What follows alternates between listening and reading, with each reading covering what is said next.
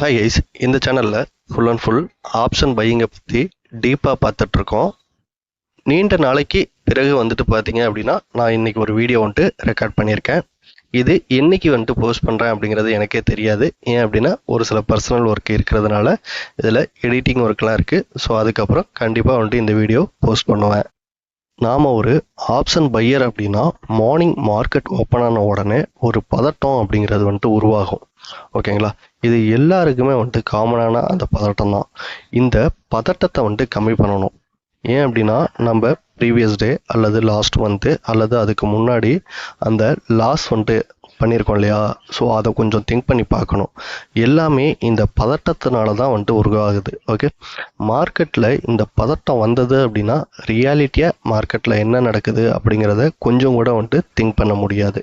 நீங்கள் இந்த பதட்டத்தை குறைக்கிறதுக்கு நமக்கு இருக்கிற ஒரே வழி என்ன அப்படின்னு சொல்லிட்டு பார்த்தோம் அப்படின்னா, நாம் ஒவ்வொரு ட்ரேடுக்கும் டிப்ளாய் பண்ணுற கேபிட்டல் அப்படிங்கிறத கம்மி பண்ணிக்கணும்.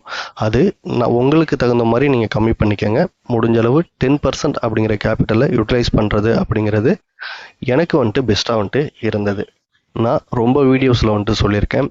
மார்க்கெட்டில் நாம் நினைக்கிறோம் அந்த ஒரு கேண்டலை பேஸ் பண்ணி ட்ரேடை எக்ஸிக்யூட் பண்ணுறோம். ஓகே, ஏன் அப்படின்னா நம்மக்கிட்ட இருக்க கேபிட்டலுக்கு அந்த ஒரு கேண்டல் போதுமானதாக இருக்குது. ஆனால் இங்கே மார்க்கெட்டில் பல ஆயிரக்கணக்கான கோடிகளை வச்சுட்டு ட்ரேட் பண்ணுறவங்களும் இருக்காங்க.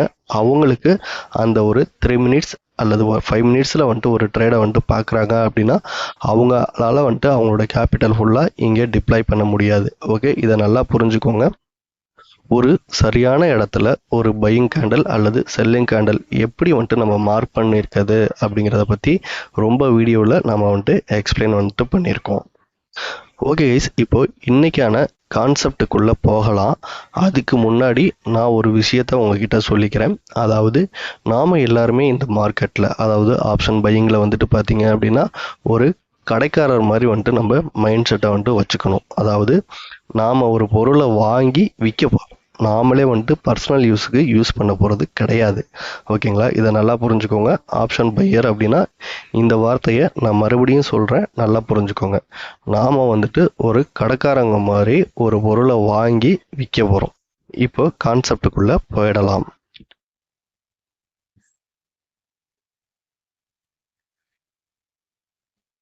ஓகே கைஸ், இப்போது நம்மளோட டெய்லி லைஃப்பில் ரொட்டீனாக பயன்படுத்துறது பார்த்தீங்க அப்படின்னா வெங்காயம் அண்டு தக்காளி அப்படிங்கிறத நம்மளோட டெய்லி லைஃப்பில் பயன்படுத்துகிறோம். இதை பேஸ் பண்ணி நான் ஒரு சில விஷயங்களை நான் உங்ககிட்ட எக்ஸ்பிளைன் பண்ணுறேன். அப்போ உங்களுக்கு ஈஸியாக புரிகிறதுக்கு அதிகப்படியான வாய்ப்புகள் இருக்குது.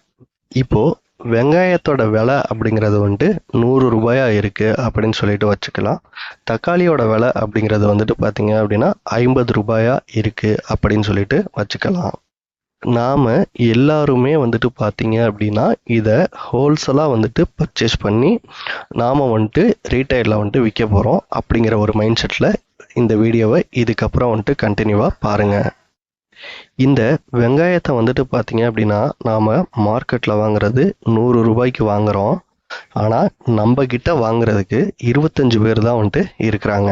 ஓகே, அதே இந்த தக்காளியை எடுத்துட்டோம் அப்படின்னா நாம் மார்க்கெட்டில், அதாவது ஹோல்சேல் மார்க்கெட்டில் வாங்குறதுக்கு பார்த்தீங்க அப்படின்னா 50 ரூபாய்க்கு வாங்குகிறோம். ஆனால் நம்ம கிட்ட அந்த 50 ரூபாய்க்கு வாங்கின தக்காளியை வாங்குறதுக்கு 100 பேர் இருக்காங்க. ஓகே, இதை நல்லா புரிஞ்சுக்கோங்க.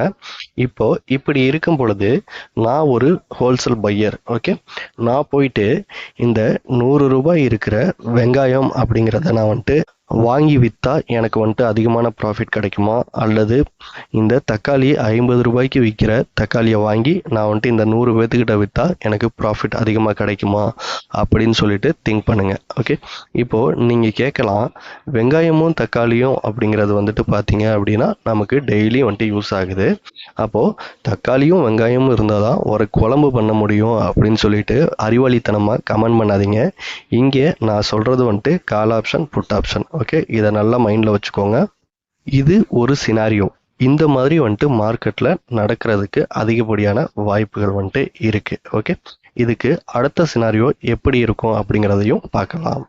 இதுக்கு அடுத்த சினாரியோவில் என்ன ஆகுது அப்படின்னு சொல்லிட்டு பார்த்தோம் அப்படின்னா, வெங்காயத்தை விட விலை அதே போல் 100 ரூபாய் இருக்குது. ஆனால் தக்காளியோட விலை மட்டும் பார்த்தீங்க அப்படின்னா இன்க்ரீஸ் ஆகிருக்கு. அதாவது 50 ரூபாயிலேருந்து 100 ரூபாய் அப்படிங்கிறது இன்க்ரீஸ் ஆகிருக்கு. வெங்காயத்தை வாங்குறவங்களோட எண்ணிக்கை அப்படிங்கிறது 25ஆகவே இருக்குது. ஆனால் தக்காளியை வாங்குறவங்களோட எண்ணிக்கை அப்படிங்கிறது 100ஆக வந்துட்டு மாறி இருக்கு. ஓகே, இப்போது மறுபடியும் நாம் போய் எதை வாங்குவோம்?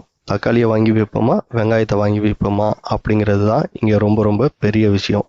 ஓகே, ஏன் அப்படின்னா தக்காளி விலையும் வெங்காயம் விலையும் ஈக்குவலாகவே இருக்குது. ஆனால் இங்கே அதாவது தக்காளியை வாங்குறவங்களோட எண்ணிக்கை அப்படிங்கிறது வந்துட்டு பார்த்தீங்க அப்படின்னா அதிகமாக இருக்குது. அப்படிங்கிற பட்சத்தில் இந்த தக்காளியை தான் நம்ம மறுபடியும் வாங்க போகிறோம். ஓகே, நீங்கள் இந்த தக்காளி அப்படிங்கிறது இந்த வெங்காயமாக கூட வந்துட்டு மாறலாம், அல்லது இந்த வெங்காயம் அப்படிங்கிறது தக்காளியாக கூட மாறலாம். ஓகே, அதாவது நான் என்ன சொல்ல வரேன் அப்படின்னா, கால் ஆப்ஷன் அப்படிங்கிறது புட் ஆப்ஷனாகவும் இருக்கலாம், அல்லது புட் ஆப்ஷன் அப்படிங்கிறது கால் ஆப்ஷனாக கூட இருக்கலாம். இதை நம்ம ரியல் மார்க்கெட்டில் ஒரு இடத்துல வந்துட்டு அண்டர்ஸ்டாண்ட் பண்ணிக்க முடியுமா அப்படின்னா கண்டிப்பாக வந்துட்டு பண்ணிக்க முடியும். அந்த மாதிரி இடத்துல நம்மளோட ட்ரேடை வந்துட்டு எக்ஸிக்யூட் பண்ணோம் அப்படின்னா நம்மளோட டார்கெட் ப்ராபபிலிட்டி அப்படிங்கிறது ரொம்ப ரொம்ப ஹை பர்சன்டேஜாக வந்துட்டு இருக்கும். ஓகே, இந்த வீடியோவில் நான் ஒரு சில விஷயங்களை மட்டும் ஷேர் பண்ணணும் அப்படின்னு நினச்சி ஷேர் பண்ணியிருக்கேன். நீங்கள் இதை எப்படி வந்துட்டு புரிஞ்சுக்கிறீங்க அப்படிங்கிறத பொறுத்து உங்களோட ட்ரேடிங் ஸ்டைல் வந்துட்டு இருக்கும். ஃபர்தராக வர போகிற நாட்களில் நீங்கள் மார்க்கெட்டில் பதட்டமே வந்துட்டு படாதீங்க. முடிஞ்ச அளவு வந்துட்டு பார்த்தீங்க அப்படின்னா உங்களோட கேபிட்டலை டிக்ரீஸ் பண்ணி யூஸ் பண்ணுங்கள். அப்படின்னா இங்கே இருக்கிற அதிகப்படியான மக்கள் வந்துட்டு பார்த்தீங்க அப்படின்னா லோ கேபிட்டல், அதாவது பிலோ 50,000க்கு மேலே வச்சுப்பாங்க. வச்சுட்டு வந்துட்டு பார்த்தீங்கன்னா ஒரு ட்ரேடுக்கு வந்துட்டு 20,000 30,000 வந்துட்டு ட்ரேடை எக்ஸிக்யூட் பண்ணுவாங்க. ஒரு நாள் வந்துட்டு பார்த்தீங்க அப்படின்னா அவங்க எதிர்பார்த்த மாதிரியே மார்க்கெட் நல்லா போயிருக்கும், டார்கெட்டுமே வந்துட்டு ரீச் ஆகிருக்கும். அடுத்த நாள் என்ன ஆகும் அப்படின்னா ஸ்டாப் லாஸ் வந்துட்டு ட்ரிகர் ஆகிருக்கும். அதுக்கு அடுத்த நாள் என்ன ஆயிருக்கும் அப்படின்னா நம்மளோட ஸ்டாப் லாஸ் ட்ரிகர் ஆகிட்டு இமீடியட்டாக மார்க்கெட் வந்துட்டு அப்சைடு வந்துட்டு மொமெண்டம் கொடுக்கும். அப்போது நாம் இந்த இடத்துல வந்துட்டு லேண்ட் பண்ண எந்த விஷயங்களும் வந்துட்டு பார்த்தீங்க அப்படின்னா நம்மளோட மைண்டில் இருக்காது. லாஸ் ஆன அந்த ஒரு கேபிட்டல் அப்படிங்கிறது மட்டும்தான் இருக்கும். ஸோ அப்போ ஆட்டோமேட்டிக்காக அந்த இடத்துல ஃபியர் அப்படிங்கிறது நமக்கு நாமளே வந்துட்டு உண்டு பண்ணிப்போம். நம்மளோட மைண்ட் செட் அப்படிங்கிறது உண்டு ஆகிடும். ஓகே, இது உங்களுக்கும் எனக்கும் மட்டும் கிடையாதுங்க. இந்த ட்ரேடிங்கில் இருக்கிற ரீட்டைல் ட்ரேடருக்கு எல்லாருக்குமே இருக்கிற ஒரு காமனான விஷயம். இது எல்லாமே வந்துட்டு பார்த்தீங்க அப்படின்னா நாம் என்னைக்கு வந்துட்டு ஓவர் கம் பண்ணுறோமோ அதுக்கப்புறம் தான் இந்த மார்க்கெட்டில் ரியாலிட்டியாக என்ன நடக்குது அப்படிங்கிறத புரிஞ்சுக்க முடியும். ஓகே கைஸ், அவ்வளோதான் இந்த வீடியோ. தேங்க்ஸ் ஃபார் வாட்சிங்.